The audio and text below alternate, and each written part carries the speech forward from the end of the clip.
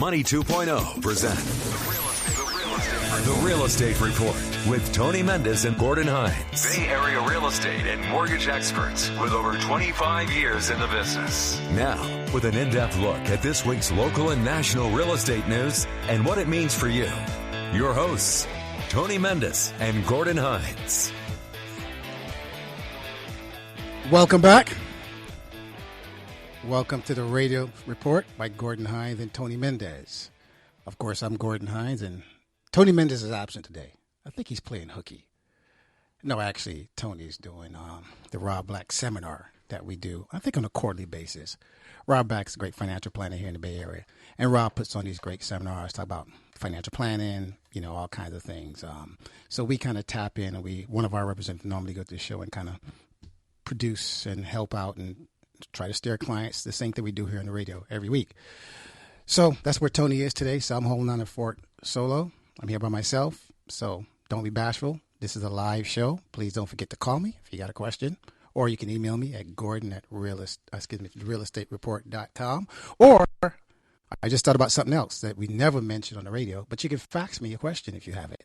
If you're bashful, don't email, don't want to call, fax it. 925-299-5395. 925-299-5395. So now you've got every reason in the world to send me a question if you have a question, because that's why we're here. We're here to educate you. We're here to give you information. We're here to tell you what's going on in the four corners of our marketplace, I should say. We cover the East Bay. Matter of fact, speaking of the East Bay, we've got a great guest on today, a young lady by the name of Miss Janice Morgan Austin. Janice is a real estate professional. That young woman does killer business in the East Bay. She handles the Oakland, Piedmont, Oakland Hills, buying, listing, selling, commercial, residential. She's got an impressive resume. So she's going to be on the second section, and she's going to tell you what's going on, what she sees going on in her place of the marketplace. And we'll feel free to call the show and talk to her, get her opinion on something, or I will give you her contact if you're thinking about buying or selling in that area that she's going to present as an expert on. So we always like to have people on the radio every week to kind of, once again, to show you why we're here. We're here to guide you, to assist you, to help you, to prompt you, to help you make a better informed decision, because it still is. I know cars have gotten expensive, but real estate is still the largest purchase we will ever make in our lifetime. And that's the reason why people always tune in. We get lots of, over the week, as the week goes on, we get a lot of emails, people sending emails and faxes to us. So we cover some of those a lot of times because we can't always get to them on the air because, of course, time is always limited. So I got some great emails that I'm going to get to that, cause we know that if one person is thinking it, another person is actually experiencing it. So we always want to share that information, share what's going on with other people in different parts of our area. I mean, our show is local, but we do cover national news because everything that happens nationally does affect us here in California. But, of course, I would like to brag that California, we're the trendsetter. As my brother back in Maryland always tell me, it doesn't happen, Gordon, until it happens in California. And I can name event after event in which I can show that actually concept is actually true. So real estate, of course, California, we're booming. Our market is operating on all high cylinders. Rates are all over the place. Rates are kind of trending upwards, of course. We're going to get to that in a minute with the new Fed results of this week with the Fed meeting with Miss Janet Yellen, what she came up with this week. The other thing we're going to talk about is nationally, how is California doing among the best states in the country? The new survey just came out. Talk about the best states in the union as far as the economy is concerned, and where does California kind of set up as far as that's concerned. So, I mean, we're the largest, I think we're the seventh largest economy in the world, just this one state alone out of the 50 states. So it kind of shows you how important we are. We're the mecca of where everything kind of starts. So that's why we feel good to live here. I feel really privileged to live here, actually. During the winter months, I talk to friends of mine that's back east dealing with snow. Right now in the summer months, I talk to friends back east that's dealing with high humidity. You know, we have the best of both worlds. This is when I was younger, growing up in New York. One of the things that I used to always wish for during those really, really hot, sweltering summer nights, I used to always wish that it was hot during the day, working out, playing sport, and then at night, cool, almost like the desert. And that's the kind of weather we actually have here. You know, sometimes during the day we got 90 degrees, 95 degrees, depending on what region of the area you're in, and then at night, 55, 60. Good sleeping weather. Get up in the morning, weather's cool, warms up during the day. So we got those hot days and those cool nights. Unlike when I go to Arizona, It's hot. It's 99 degrees. Last year, I was in Flagstaff, 99 degrees at 11 p.m. I didn't know what to do. So this kind of shows you how lucky we are actually to be here. Of course, we are in the first quarter, I should say, of our fiscal year 2017. Or, you want to take it another step, we're in the third quarter of our calendar year of 2017. The Feds, of course, Janet Yellen raised interest rates again. Last meeting, interest rates are going up. And I listened to her yesterday on CNBC. She actually plans to increase rates at least another two times more this year. She's trying to offset inflation, basically. They're trying to get that inflation rate to around 2%. So what I kind of looked at, since December 2016, we've had 3 rate increases to the Fed funds. And I did a kind of survey. I went back and I looked at rates today, July 14th, 2017, comparison to today, July 14th, 2016. So Freddie Mac weekly survey today, July 14th, 2017, 30-year fixed rates average about 3.42, 15-year fixed rate 2.72, and a 5-year fix is 2.76. That was back in 2016. Today, 2017, the 30-year fix is 4.03 average. The average 15-year fix is 3.29, and the average 5-year fix is 3.20. So you can see rates have gone up about 3/4 of a point on the consumer level. And it's the same, I guess, if you look at the ratio, if we went up 0.25% each time, we're about right if you look at calendar of comparison to a year ago where the Fed funds were today versus where the rates are today actually on the street as the consumer. So these are all the things that we always talk about. As we all talked about this last week, we looked at rates as far as what happens in the marketplace. A lot of times is we might not be seeing these great increases in rates as we see on the home level, but where you actually do see these rates are more effective when you have an adjustable rate mortgage, a credit card, or car loans. These loans actually go up a lot faster than the actual start rate on the 30-year fix, which is kind of a good thing. So a lot of people now are always trying to refinance it. So that's why the 30-year fix is always so attractable, because in the long term, it's going to outperform the short-term notes. But of course, depends on how long you're going to be in the property for. Depends on what your future plan is. Depends on your age. A lot of people do different things for different reasons. We always try to make sure that we're giving you the information that's actually pertaining to you. Like we always talked about the web. The web is a great information source for different types of information. But of course, when you go on the web, information is all over the place. You have no real way of validating. So we always tell people, check with more than one source, compare. If something is too far off, you know there's a problem. It's like appraisals we always talk about. An appraisal is an evaluation of your home. You can have 3 appraisers come out to appraise your home, and 3 appraisers bring in 3 different values. Of course, let's say the house came in at $100,000. Of course, the house is not in California, but let's say you're another part of the country. House comes in at $100,000. You get one appraiser brings the property in at $105,000. Another appraiser brings the property at $103,000. But one guy brings it at $150,000, or another guy brings it at $50,000. Those are the red herrings. There's something wrong with those appraisals. So, general consensus, they're going to be within a plus or minus reason of degree of change. But anytime you see something too far off the ledge, you know there's something wrong. Speaking of appraisals, there's a survey that I just picked up. We always like to talk about surveys, and because these are the things that we kind of base a lot of information that we come across. Survey done by, let's say this is done by Quicken Home Loans. Interesting. Quicken Home Loan did a survey of X amount of people. Didn't say the amount of people that they surveyed, but the average consumer, the appraisals have been coming in 1.7% lower than what the actual homeowner expected on the evaluation. So I can look at that in 2 ways. I can look at that, well, people think their house is worth more than what they think.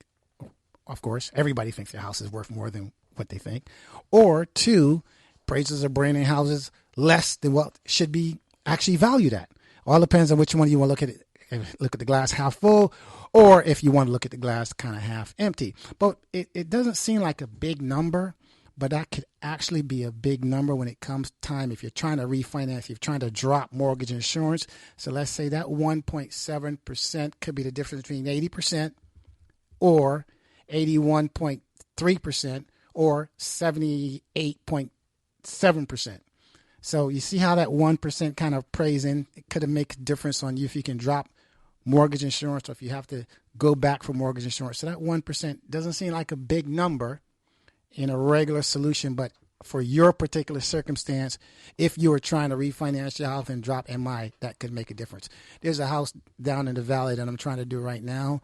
The guy owes about, I think, $550. In order for me to drop MI, I need $685. So we ran comps.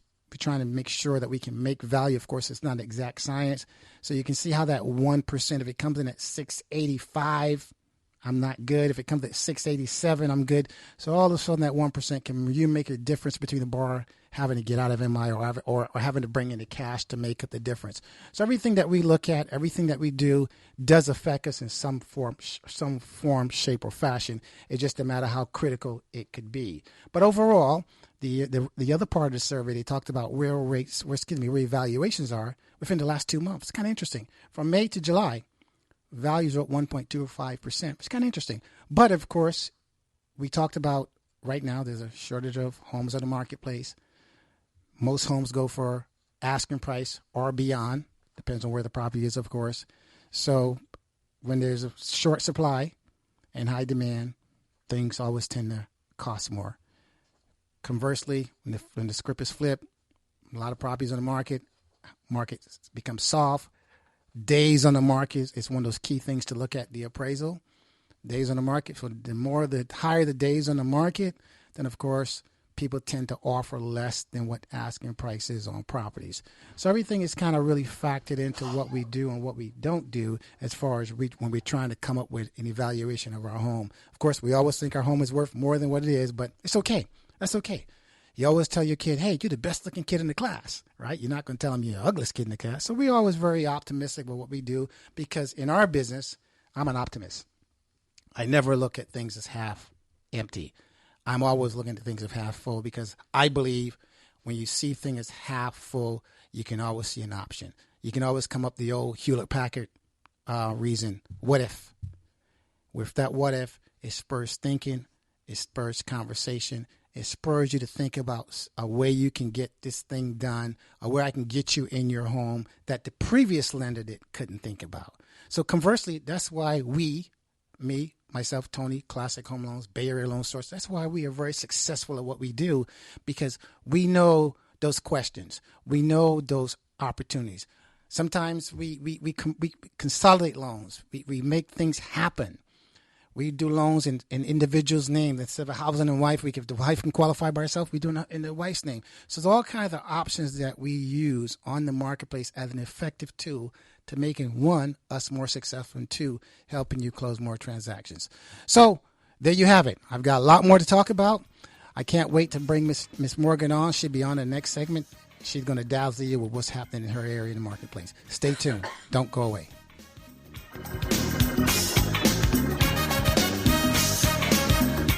This is Money 2.0 on AM 1220 KDOW.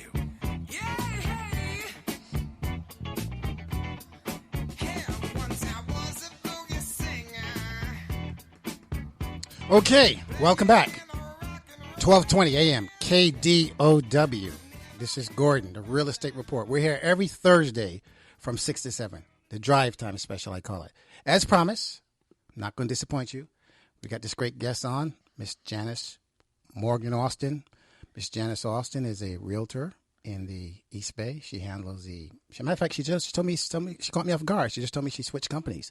So I'm going to introduce Miss Janice on the mic so she can introduce herself and tell you what company she's with and tell her a little bit about what she does and how well she does it.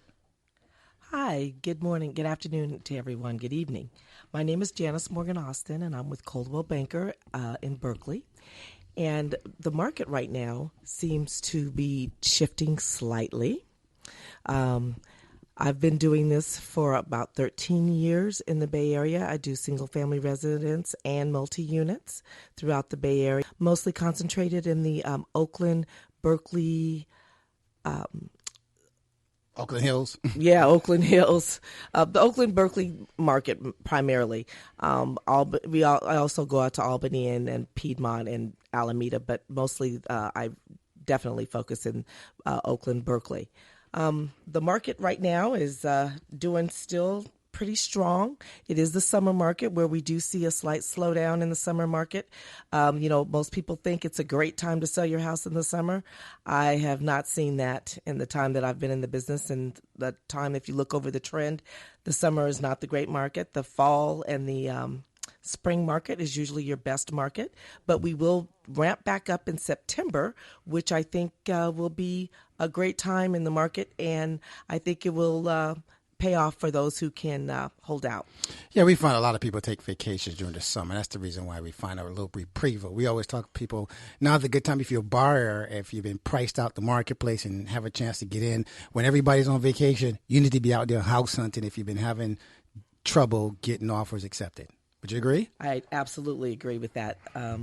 I definitely agree with that. And I've had to recently got a few people in for that same reason, because it has a little bit of a slowdown. Houses have a tendency to sit a little bit longer, and you can actually get a little bit of a deal. Well, we're in the mid part of the year already, believe it or not. I mean, time is moving so fast. I always tell people time moves so fast when you don't have any offers to look forward to. And as an adult, there's no Christmas vacation and summer vacation, so it seems like the time just kind of runs from one year into the other. Here we are, July, actually, 2017. Where do you see us going? There's a new president in office. This is 2017. The market's taking on a different flavor, different flares as we kind of warm up to his different position he is in office. Where do you see us going to 2017 in a year? Where do you see us going in 2018? What's your thought process on that? Well, I thought that we kind of started a little bit of a slowdown somewhat at the latter part of last year. We picked back up in the early spring, the February through May, early June, and then now we have a slowdown. I really still feel pretty bullish about the market. I think next year we will still do well. I think there'll definitely be somewhat of a slowdown, and I think we'll have a little bit of a leveling out, and that's going to be really due to interest rates. Okay. Do you do this full time, or is there another job you have, or this is your full time assignment? I don't think you can do real estate well part time. That's what we always talk about. We talk to many different people, many different clients, people doing it part-time. As you know, my old cliche, don't use Cousin Vinny. I always refer people back to the professional. The professional has all the advice. They got all the tools. They know what to do and what not to do as far as when you're trying to sell your house.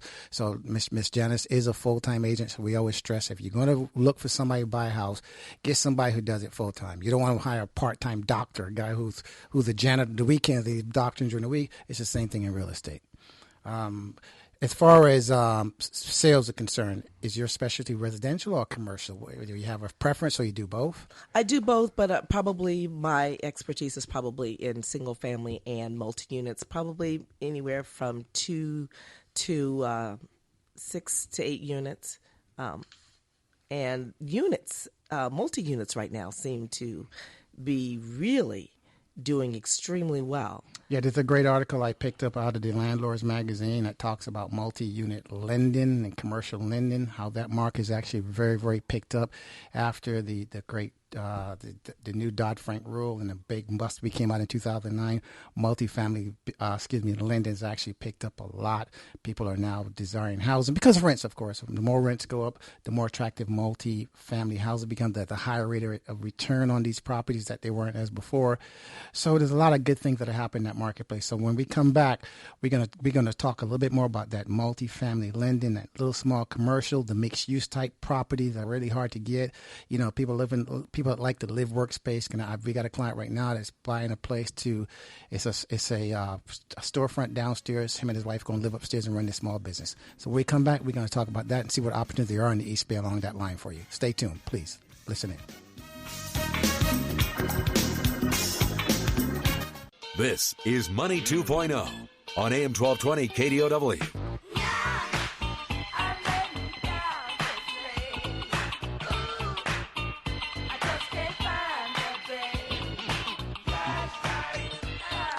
Welcome back.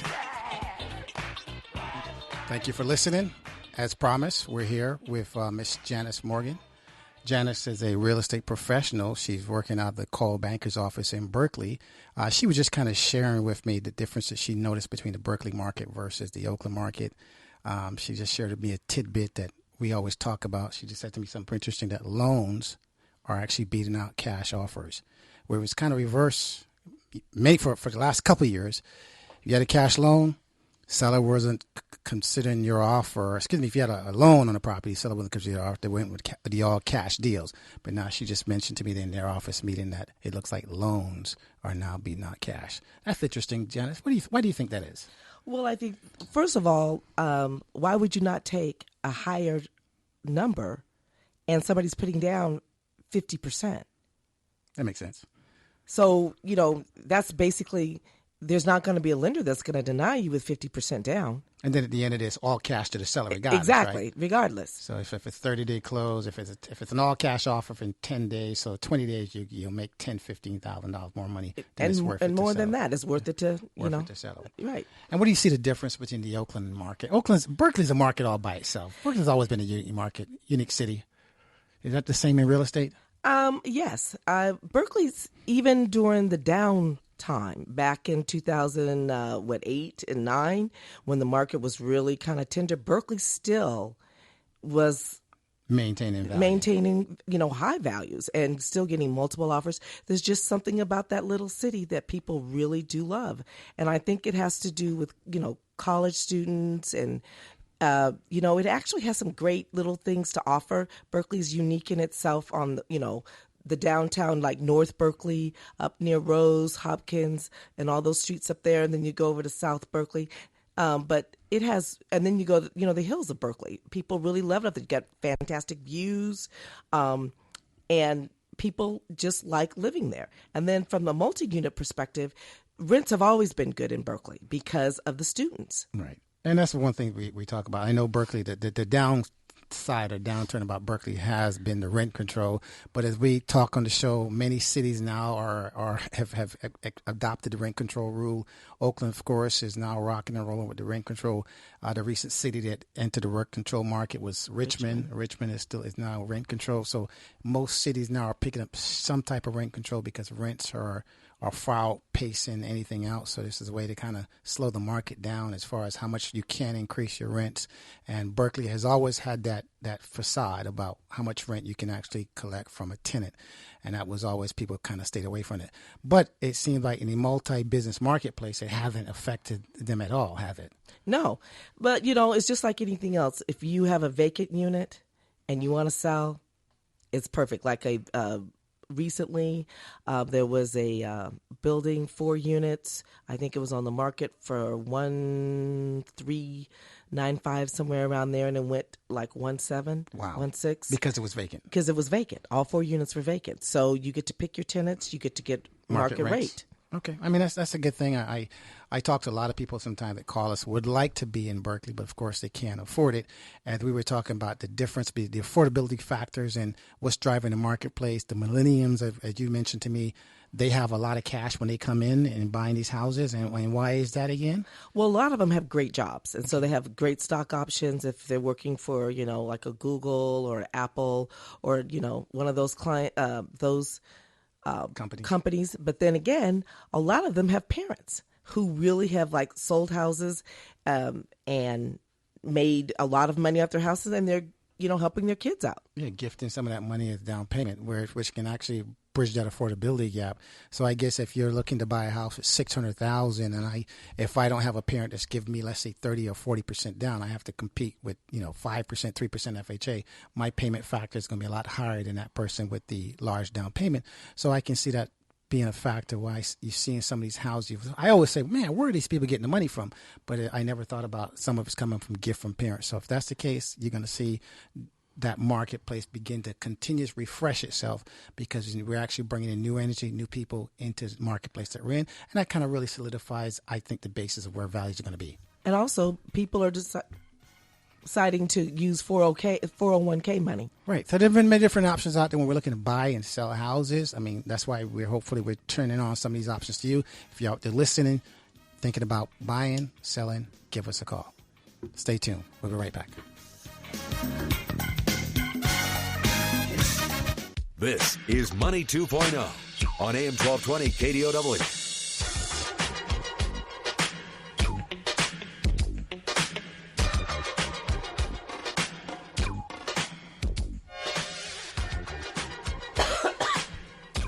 Someone once told me it was like a jungle in the housing market. That's why we have Miss Janice Morgan Austin on today to help us kind of weed through those weeds and bring us back to reality and what's happening in our local marketplace. Welcome back, Gordon Hines, KDOW, 1220 a.m. We are here every Thursday with the Real Estate Report from 6 a.m. to 6 p.m. to 7 p.m. Feel free to send us a couple of emails. I got a couple of emails that popped up on my screen a few minutes ago I want to talk about. Faxing, as we mentioned earlier, if you want to fax me a question, 925-299-5395. Fax machine is always on 24 hours a day, 7 days a week. So even if I don't get your fax today, I'll get to your fax tomorrow if you want to fax me in a question. Or you can always email me at gordon@bayarealoansource.com. We talked about earlier where Janet Yellen mentioned that she wanted to really kind of control inflation. The little tidbit that I came up with, of course, our great, wonderful team, the Golden State Warriors, just won the championship, their second championship berth here in 2016-17 season. Stephen Curry just signed a 5-year extension deal for $201 million, which breaks down to about $40,200,000 per year. So I was kind of looking at what is the value of that contract. One of the great contracts that was signed many years ago was Magic Johnson. Magic Johnson signed a $25 million contract, and we thought that was the greatest thing next to sliced bread. If I took the inflationary dollars of when Magic Johnson signed that contract back in, I think, 1981, that only works out to be $6.7 million a year. So he's still way below the pay grade of Mr. Curry. However, Michael Jordan signed a $33 million contract in 1997. And if you factor in inflation, using the inflationary rates between 1997 versus 2017, his contract actually would exceed Mr. Curry's contract. His contract would be worth $50 million, with Curry's only making $40.20 million a year. But either way, just kind of goes to show you where the dollars go. And it doesn't make a difference to me because all the dollars are the same, whether it's $1 million or $10 million. But of course, I wish I was in Mr. Curry's position or Jordan's position or even Magic's position, making $1 million a year. So, Ms. Morgan, so tell us again, affordable housing. When you talk about affordable housing, we cover rentals, of course, affordable housing, rent, affordable housing for sales. The challenges, of course, affordable housing. There's no incentive to build affordable housing. That's why affordable housing kind of dried up on the marketplace. Are there any affordable areas around here that a person can buy that doesn't make a whole lot of money? What's your thought process on that? Well, there are actually programs. City of Oakland has several programs that they're giving money depending on what your income is. I think one of them goes as high as $158,000. But if you're looking for a house, I'd say between 4 and say $750. You still have the Millsmont area that's still doing very well, and nice areas. And some of those houses actually have great views, nice yards, and you can get between 2 and 3 bedrooms for that price. Maxwell Park is also a very nice neighborhood that you can actually do something with. Sequoia Heights, if that's up Keller, there are some townhouses up there, and there's some condos that seem to be doing well. Also, you can go into some parts of the Laurel, and you probably could still stay in, the high 8s, I would think, that you could probably do between 6 and 8. The Laurel, what part of Oakland is the Laurel? Laurel is over by the Diamond District, over off 35th, over there. Off of 580? Off of 580, okay. over by Farmer Joe's. Okay. So you and that area is affordable, huh? Yeah, it's still somewhat affordable. You can probably sneak in there a little bit, but it's one of those diamond and rough finds. But there's some areas over there that you can definitely get some nice homes over there. Yeah, one of the great things you just mentioned, the Oakland Hills, you got some condos or townhomes up in the Oakland Hills. One of the great things I love about the Oakland Hills, when I first came to Oakland, I went to the Oakland Hills, I thought I was in Mecca when I saw those great views, especially coming down the hill at night, the city lights, so you're able to see all the bridges. I think the Oakland Hills have been a diamond in the rough for a long time, but prices are beginning to move up in a steady direction up there. Yes, recently I sold 2 condos, 2 townhouses up there, the highest ever since they've been built. Wow. There were 3, we're going to get 3 bedrooms, 2.5 baths for, 1,500 square feet, well, actually it was 1,600 square feet. And you're still paying, between $700 and $740. Versus if that was a house, the price range would have been how much different? $200,000. Depending on where it was at. It could, you're a little further out, but the bottom line, you get $1 million view. Right. And you don't have to take care of the yard and mow the yard every weekend. Exactly. And you do have HOAs, an HOA fee, but just think about it. You get $1 million view, that square footage, and, like I said, 3 bedrooms, 2.5 baths. And it was a townhouse with an attached garage, I'm assuming. Exactly. Wow, that is a good deal. A lot of times people, sometimes we kind of, when we're looking for what we want, we don't see what we want. And that's what we talked about earlier, what we do in the loan business. We always try to find an alternative that you can live with. Of course, you never want to buy something or do something you really don't want to do because you're doing it just the fact you're doing it. You always want to try to buy something you can live with. And she just mentioned those townhouses up in that Oakland Hills area. If there's some of those available, it's a great place to buy. You're right off the freeway over there. You got the great views. You don't have the yard to deal with on the weekends, and you're still in Oakland, which is the Mecca city around here as far as I'm concerned. So I've always been bullish on Oakland. I did over like Oakland. I love the area where you operate, the Oakland Berkeley Hills, all that little area. Very eclectic, very trendy. So many things that happen downtown Oakland. There's restaurants going. There's everything that you can think of has happened. So I'm always very bullish on Oakland. So I'm glad to have you here. I'm glad you're able to share with us some of the things you're seeing out here in the marketplace in your neck of the woods. We have different people on to talk about different things in their area, and every area is a little bit different. Every deal has to be looking at the deal within itself. The area is great. You've been doing this for a long time. You're with a well-established office.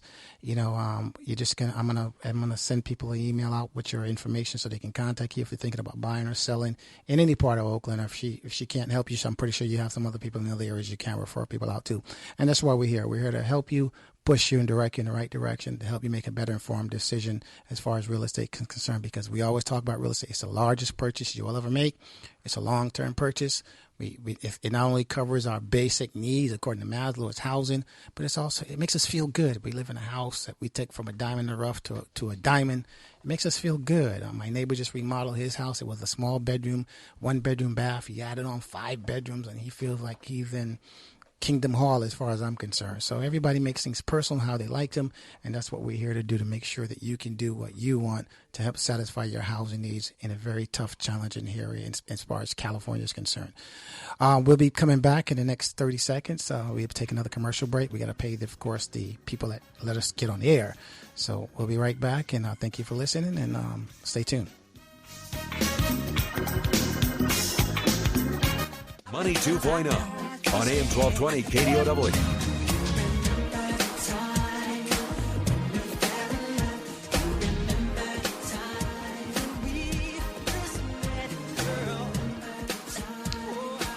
Welcome back. This is our final segment. This is the last time you're going to hear me for today, July 14th, 2017. One of the great things about time, you can never put time back on the clock, as the Olympians decided back in, I think, 1968. So I always tell people, don't waste my time. My most precious asset is my time. Waste my money, but don't waste my time, because I can never make more time, but I can make more money. So Janice, listen, let's say for some strange reason they can't get a hold of me. How do I get a hold of you? Oh, very easily. It's Janice with a G, G-A-N-I-C-E at GANICE.com is my email, and my phone number is 510-520-9988. And once again, Janice Morgan Austin, real estate professional, works for Coldwell Bankers, East Bay. She handles the Oakland, Berkeley, Alameda, any place in the East Bay. She can help you. If she can't help you, she can direct you to somebody who can. Once again, we're going to get to, since we're in our last segment, we always got to talk about this day in history. Of course, Michael Jackson just said, remember the time. So we have to remember time, because they say, why do we study history? Because it always tend to repeat itself. A couple things that happened this day in history. Believe it or not, George Steinbrenner died today. And who George Steinbrenner was? Of course, he was a great owner of the New York Yankees. Kind of remind me of Donald Trump a little bit. Arrogant person, but that's who George Steinbrenner reminded me of. But he actually was the guy who started these large salaries in professional sport.